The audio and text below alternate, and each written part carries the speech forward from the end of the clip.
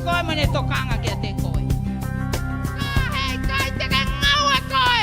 A koe ia koe whanau ai o tua. He koe koroa kano kato koe ai o tua. Tomau! Tomau!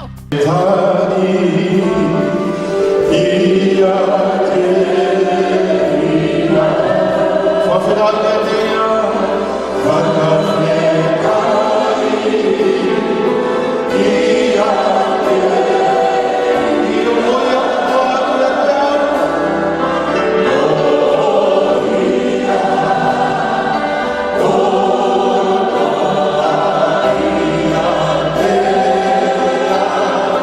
Thank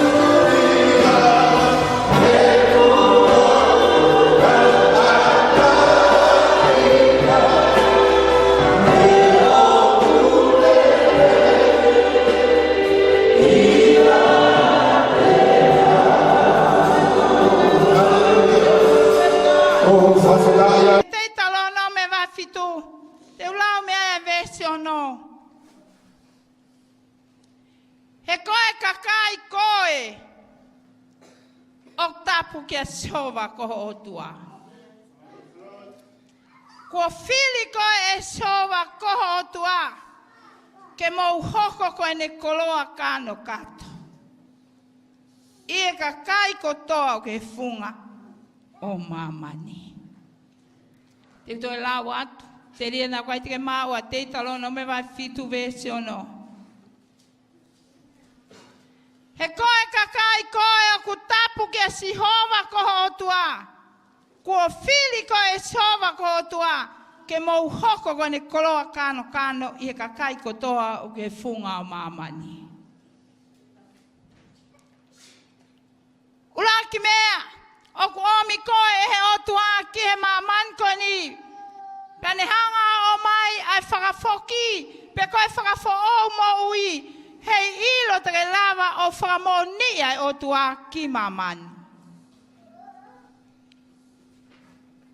I wahe koe ni, o ne whamatara, whaka auli liki, he tohi te talono me vai fitu, ai hanga e siosu e Mosese, o ako na kipe tutuni a kau Israeli, he amanaki ke nau hua tua mau ho nau tofia. Pane o angelewa ke kau Israeli te mo mau ai whanua e tala o wha, kua pau ke mo talang o fua ke ngahi tutu uni ko toa pe, ka mo tapu haa ki a Sihova pe maa ka iang mo tolu. Kai ngā koe mea tatau ia ki a ki tau tolu. Koe ku kawe i ngā, koe hanga he o tua o mai ai whakafoki, pe koe whakafo o ma tau tolu ke tau hoko he whai mea koe ne tā. Koe kau whamo on ki a Sisu Christ. Ka koe ku taranoa ki he uhinga he tau kamata. Whanonga mai kau Israeli he toa wha. Pei he tau koe e whango fulu. Pea moe, whanonga e kakaini. Pea moe nau ngulu, tangata, momohu, lau kovi e taki. Pea ho nau ikuanga na nau auhia mate ko toa he toa wha. Nagai ke toe hata, ka koe nau ngai whanau pe. Ko tau whanonga koe ni he futoafa koe ni koe taipe ia. O e tau whanonga he toafa, e tau whanonga i he mo ui. Pea kua sanga he o tuafa o tutu ki tau tolu. Pea ne o mai e whakatau atai nā maa tau tolu. Ke tau tau atai ina ka kato ka tau hoko kone kau whamooni ki he maman koe ni. Tātu angon koe ni koe huinga pe ia. Hono om he o tua Israeli. Ke nau hoko ne kau whamooni. Pato ki haua Israeli o tokanga ki nai tau. Nau tokanga ke tau moe. Kai tukua te whitoi kaweinga nau hinga no omi ai ak nau tolu he o tua. Kia koe mo au, koe tahai kaweinga na talawe kai ane nai. Kono ua kaweinga nau hinga ai o tua. Hono whakataua ta aina mono whakafo o ki taua i a Sisu Christ ke ta hoko koe whamooni a Sisu Christ. Koi ai nai hanga he o tua whamahino, i e whora koe ni, ko mautolu koko e, koe kakai tapu ia a Sihova. Lea katoa, koe toko taha tapu au a Sihova. O whakatapu ia au e o tua ke tapu maana. Koia, kua fili koe e Sihova, koe ne koloa kano kato. Ka paulewa ko hanga he o toa whiri koe ne koloa kano kato. Tau kui kai ai hato e mea e whai e o toa he aho moe po. Ka koe ne siofi koe mo ne tokanga kia te koe. He knows you. He cares for you. He watches you. Aki a hona fofonga ka kui kai aki ho tau mata. O siofi ki tau he o tua, aki aene fofonga. O kune hanga toka ngai ki tau tolu, aki pea hono fofonga. Mea kotoa, ka pau ke ilo ko koe koloa kano kato, moau ko koloa kano kato. Tau ki kai ke toi uhinga ke tau toi tokanga kia mea. He toka ngai ki tau tolu isonga. Pea koe uhinga, ai koloa kano kato. ke tau makehe atu i he kakai kotoa peo e funga e whonua. Whakawhetai, whakawhetai. Kai, taha mea, whakawhetai ki he o tua ke tau, lau ho tau koloa. Koe taimi koe, koe kau siuna, maka akpea hono kamu ki nau tolu itua. Kamu itua. Kai e a umai ki he ngai a koni ke hoko maa si sukraisi. Wa omia he o tua koe siu moni pe koe siu fōu a koe o kamu holoto he pekia si sukraisi. Pe tau whawhetai ai ke eiki. Koe siu au. I he kamu a hota roto, kau kai koe kamu hota atua. Lea katoa, koe siu au. Koe siu au. Koe kakai au ai o tua. He kua osi kamu a hoku loto. Tau whawhetai. Tau whawhetai. Ko tui koe mea kulotonga lele he taimini. Ki he kau siu. Koe te ui he otua, hakau whamo one tamano tafe. Tamano tafe whange au, ke nau whamo ni, ki mamani, ai hau asi sukaraisi, tamai whawholai tōpe ia me kau siu. Kai kulau ai whawhola koe ni, kaupe he, whewhenai e kau siu who'ou, whewhenai e kau siu moni, ai siu koe, o kunau kamu i loto kau kai kotua. O kuai e kakai e nihi unau pehe, o kunau karistiane, koe hinga koe nau langa me autua, koe hinga nau langa ngahi unifale, nau whai me ngai whakafe, nau whai mo e tānak panga, te utalatu ka te ngmautolu, ma lope ia, kusaipe ia, ihono mea peo ona. Ka koe karistiane moni e karistiane o loto. Koe karistiane ia o kulau he otua. Koe karistiane au hoko mea e otua. Ka pau lewa koe ia. Neongo, ai ongo mai e toa mea whakapanga hau me Amerika. Neongo, ai lulu e ngai whonua, ai lulu e ngai koloa, ai lulu e ngai api, ai lulu atonga, ai lulu e wakangoto. Ka hei kai te ke ngau e koe, a koe ia koe whanau ai o tua, he koe koroka no kato koe ai o tua. Tomau, peka koe i hao keisi au kuke ho haki ai, o koe i hao keisi au keili fia ki ai, mamana wahena mau koe, pe ave koe no whopula, te utalatu ka te koe, ka ke ta whoki o hoko koe koroka no kata ai o tua. No! E malui koe he o tua, e awhia koe he o tua, tena o tauhi koe, tena whakawhoki ai whiri ko tope, ke ua tena wala ka te koe.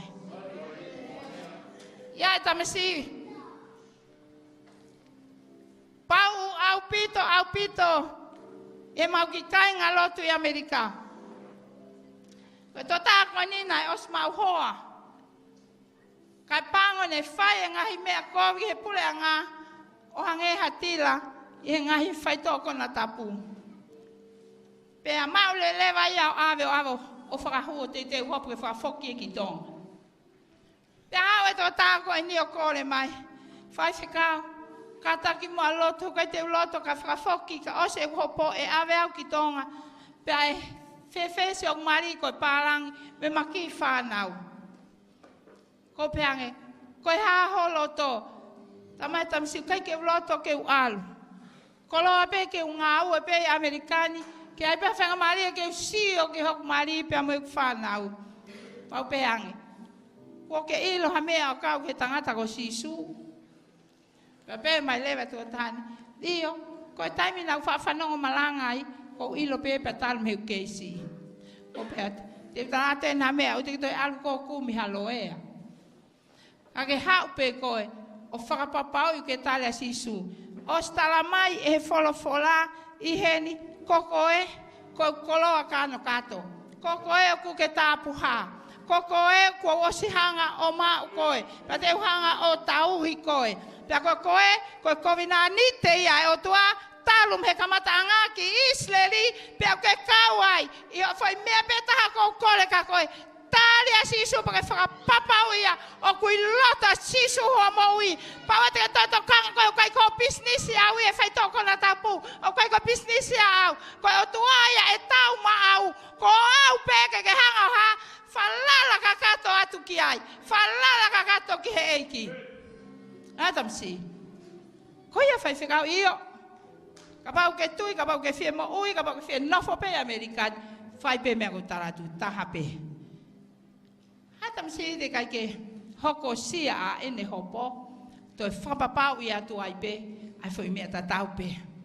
Taha si suka ke hoko. Ko ene koloa kanukato. I he taimini u te kai ke koloa agi ko ia he otua. He ku ke kei he holope. I he ngai maria e te volomo e mamani ko ni. Ka ho hopo mai kiloto. Koloa kanukato e toka ngai ko he otua. Kai nga he kai toka ngai ko he otua ka pau ke itua aia te ia. He kai toka ngai ko he otua amne tau ka pau he o kei si ka pau kai ke kau ia i ho falala. Ka pau ke kau ia i ho mea. Pe alo tam sino hoko mai e taimi pune alo ai o whaia ene hopo. Pea osi ai hopo. Tako mena iku a tamasi. How? He ave kitonga. How? I o tautea. Pea ke how? I mea kotoa pe. Go back home. Ai fia. Ko hai a taha fia.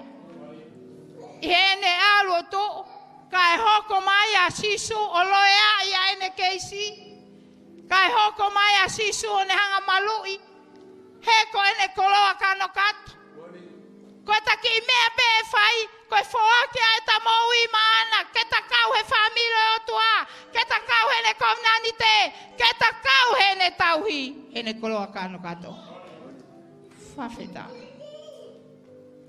ko whata noa ki tā noa koe ni. He māma tāu e tau koe kuosi. Whata noa ange. Ai toa e kui wa si o tu, ke usi o kai ke taime e māma tau. Pau tu pēr alu he ose a malanga pēr tuku pēia. Pau tā noa, i he tuku a e kua si. Tau e ke pe waha tahana ne haa whatoka ngai ua si. Kai gata tene ilo. O se whai wike ua. Ua tā mai se tu a tā koe nau ilo e ua si. Nai tu pehe tu ngā pau to'o awe tu ki api na hanga taha to'o. A koe te walu atu moia. Pea hao e tō tahani koe ki ua si nai mau inga. Pea lea e kiki hok lau maadi e. Ko uasi ko ki property. Kana tonu pege ke toka ngai o atu ke homo mo ni ma. Ka ko au Sihova. Ko koe property a aku. Pe ko siofi koe. Pe ko toka ngai koe. Pe ko malu i koe. He kai ke mole. Pe ave koe he fili. He ko koe a ko koloa kanu kato. Mosio ki ai. Tau pas mo ke ai ki ene fie koloa ia ke tau to. Au leva. Ai o tua ngahi a Israeli ko ne koloa kano kato. Ko en niusi ka ki tau a. Nai fai kovi a Israeli. Kai hanga he o tua o mai a si suklais. Ke ne hanga o whakafoki ko toa mai a ene kakai. Ki he o tua. Pea ne fina ngalo leva ke ngahe kakai ko ia. Ko ene matai koloa, pia ke nau maalohi motoa, ke nau ikuna noa, he ko ia ho nau otua. Pia ilo e mamani o nau makehe atu pe, ko ngā ko nau tau hia soa. Tā ngai mea, nai to tonu ai, ia sisu karaisi, whikau ai mea ko loto, ke whakainase aka ki tau tolu. Ika ingata pe, ke ta whakamonia e otua ki mamani, aki a ene hoko e koloka lokato, he uni mea katou ne omika kitawa. O tangi Amerika. Koe, tau e mea whapanga. Koe taha e ngai whamau o omhe o tua ke kakai. Oku i kai ke nau talia si sukaisi. Ke kakai o nau whawhisinga i ai o tua. Ke kakai tai tauhi o tua mo ui. Ka kokoe koe koloka no kata o tua. He kai ala hongi ia ki ai. He kai ala fusi mo omo ia ki ai. he ka iala ke hato mea he kutonga ngai ko ia e soa. O a mea ko o ko tokanga atu ki ai. Kua pau ke tauhanga whakapapau. Ke tauhanga e kei ho tau tau fia whakalau mari. O osi a tau tolu pe ia pe au to tonu ko tau mea ia tau tolu. Nai on pe he o tua. Tai a mea whakoloa. Ai lau a tohi he pelu. Pai ula ki konga koe. Ko si suklai si koe e a ia. O sanga he o tua. O mea sisu. Ko ia e a ke mea kotope. Kotope. Ife. Imaman. Mohevani. O lau i taniti. Ko si suklai si. Ai e a ke mea kotope. Kotope. Lea kato. Ko sisu a e a ke mea kotope. Imaman mohevan. Peka paulewa ko sisu a ea. Ke mea kotope. Fefe koi mo au. Kota talia sisu. O hawa no foi loto e kitawa. O kuta kaunga ea pea mo sisu. Ka paulewa ko kaunga ea koi. O ke kau frataha. Iha. Ihe ava ke maua e o mea kotope sisu kraisi. Ka hano o ke tau mauai. Wai. Hanga he te volo ia ave. Mana hai mea ko ko te kai ke ho. Ui ki taua, ki tane ki nang he pure maani ona e otua. Ok mau inga pea ok to tonu. I he taimi koinu ta kei mo ui ai. Ke ta hanga ok. E kei mai me he otua. Aho ta tofia. Ia sisu kaisi. Ni hitari nau tupu. Masiva be. Masiva he kelesi. Masiva he whakamole. Masiva he lelei. Masiva he nonga mo fie mali. Masiva. Kui fefua fu tofi a ko ia. Kata ko e mau ko toa ia sisu. He koe kaunga e a koe moa. He ta omia sisu. O tuku i loto ia kitaua. O kuta tuku ai fu e a kia kitaua. He nofo ai e ai loto ia koe. Pea moa au. O kutaha. O loto tonu leva. Ke ta mau e mea kotoa pe ea ke ai a kraisi. He kokoe mo karaisi.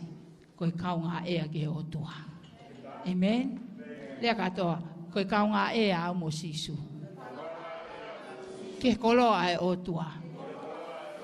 Koe kaunga ea au mo sisu. Ke koloa e o tua. Koe te weke ia he taimini. Toi ai, koe te weke ia he taimini. Toi ai. Toi ai. Toi ai. Don't stop claiming your inheritance from God. Everyone here. Kuko si maua sisu Christ. Ke kaunga ea mo sisu. Koe lau ia folfola. Taimin ko no fo sio at kiai. Ta koe ku masivani he uni mea whakautua. Koe kai te uhanga claimi mai hok tofia. Te uhanga maua hok tofia. Maua hok tofia. Ko manatu. Ke ki tangata iki. Inu sila. Tau wal ngo fulu matol. Piane malolo. Kane alu falong longo pegi heloya. Kia Clive Edwards. O tohi toku ki ai. Ahono will. Kia te au. Pia hawa sia mai e taimi. Kua malolo ai ki motuani. Pia hawa kakai ke. Hawa kakai ke. O nau hau. O pehe mai. Koe haho no hinga. O kuke nof mawai api koe ni. Ko tangkai te wilo. Pa mea pia ko wilo koe api koe ni. Nai toi tuku mai. Pia koe ko hau claim. Ko pia atu ke kautama. Koe hano hinga mo hau o claim. Ea koloa koe ni. Pia mai kautama. Koe ngai pia na mau maheni mai motua. Kana mo hau o ha. O tau ia mo whai ha mea kia te ia. mana tolu ikai. Ko pehat. Ane fe ko mo mawahe ko ni ona mo to tu mai tu o mai ki hen. He ko koloa ko to ape ko o mai ko hana ha hana uinga e ko nga ko koloa ka no ka to awai o tua. O ki mo tua ko ni nai tau hia. O ikai whakalao. Ki hataha I toa ia Sisu Christ ki nahau claim hono tofi a ia Sisu. O ki kai ke whalao, ki hataha kona pepe hau claim hono tofi a ia Sisu Christ. O kai ke whalao ki hataha, o ne alu pe o kai ha mo whai ngai uni mea whawhepake o toa hau claim. Ko e tofi a o ia Sisu Christ o kua a whalao ia me o tua pe mo maman ko ni, kake hanga claim ia it's yours. Ihes wafa o Sisu Christ he koe nei loto e te koe. Ea kato, ui loto a Sisu e te au. Ka pau ui loto a Sisu e te koe. It's by the time ke hanga claim ho tofia. Toi si e taimi. Jesus is coming soon. Mei hawa Sisu. Kau te ke mo hanga claim. Te ke mo hanga eke. Ho mo tofi a me o tua. Ke no whapaanga, o ke fus mo he tā ho pila, claimi mo ia ke o tua. E ke ia. Ke o ngai ka koe o ku mole ho whanau, e ke i mo ia ke o tua. O ngai ka koe koho mariu te kai ke whaki atu makaris, e ke i pe mo ia ke o tua. Me a kotoa, he ko Sisu koe mo ui ia. He ko ia mo ui, me a kotoa whekawa ke mo ui, eke ia koe tofi ia au. Ke whia mau hapi, eke ipe mo ia ka Sisu. Mea kotoa, ko ia sos mo e matawai o mea kotoa pe uau. Whia mau he otoa he au koe ni he tau leso ne au ni. Ka pau ko kloa kano kato aki moutou. You belong to me, and I belong to you. Na koe mea kotoa pe oku a aku, oku a au ia. Eke ile vai ia. Ona ke whakata ai whili, ai te volo, ke hanga ave ko ki heli, ko ne kawinga ke ona maho tofia. Ona maho mo tofia. E kainga Australia, tau whoke toi si e taimi. E ke iho tau tofia me o tua. E ke iho tau tofia me o tua. O taratu ko ia, ko taha ene ha tota, une toto e ke I maupe. Ai mea o kouto tonu ke e ke iho tofia ke eiki. Ka tamai he fofora koe ni. Ko e mea ko toa pe, o koe mea pe taha. Is legally yours. O to tonu ia ke mao. Ana tui ke ngai ake tui whalala ke eiki. Pea ke eke ho tofia. O hange koe alua e kau. Ke nani o mao hona tofia. Ke whi mao ke hiva. Koe tahine koe na tau whanongo ke ne hiva. Kono tofia ku ange ai. E o tua ke ne hiva. Kau whakangata. Kakapau tene toi ngā wei. E toi hanga ike o whakalahi mai. O tau whakawhetai ke ki. Koe tāko toa peno koe ho tofia. Toi eke na kuua, pe tolu, pe whā. Kake loko pe kohe mea taha. Ka tāko toi lahe u tofia ke hanga o mai. He koe koloka no kato koe he o tua. Mo mea ki oronge tau whaos. Whakawhetai. E ki o mau whamalo atu. Ho fie mea. Tofia, koloka no kato ake ang mau tolu. Pa mau tuhoa o whamalo atu. Ka mau lotu o tua, ka kinau tolo o te kai. Ke nau foki ke awhiona. O te eki mau e ho awhio nau loto. Wha foki mahe au koe ni. Wha foki mahe au koe ni. Koe o ke kaunga kau mau he lotu koe ni. Whaki ho mo ui pehe mea koe nau ke no whai ki a Sisu. Tanka Sisu, ko au ni ko o atu au ko ho koloa kano kato. Ko o atu au ko koloa kano kato. Pea ke hoko mau no foi loto he ku mo ui. Sisu tokoni e tuku pāo e mo ui. Tokoni e whaki o e mo ui. Tokoni o tua. For you who are here this morning, give your heart to God and make you as God's property. Tokoni mai e Sisu. Toni mai e Sisu. Whakloa ho siasi. Whakloa ho kakai. Whakloa e kau whanongo. Eike, tokoni mai ke te mau nofange hakau homelessi. Hakakai o kai kia mau tofia. Ka wasi ai e tofia ko ke teu mau tolu. Tali e mau lo tua pa ke whakloa e kau whanongo toa pe. Ia Sisu Christ ko alo ka ko mau whamoui. Klesa i ko Sisu Christ o whatua whea lau mare maani on. Lau mare no whia ki mau tole a koinu e na hiri. Kai whai peo ta ngata. Amen.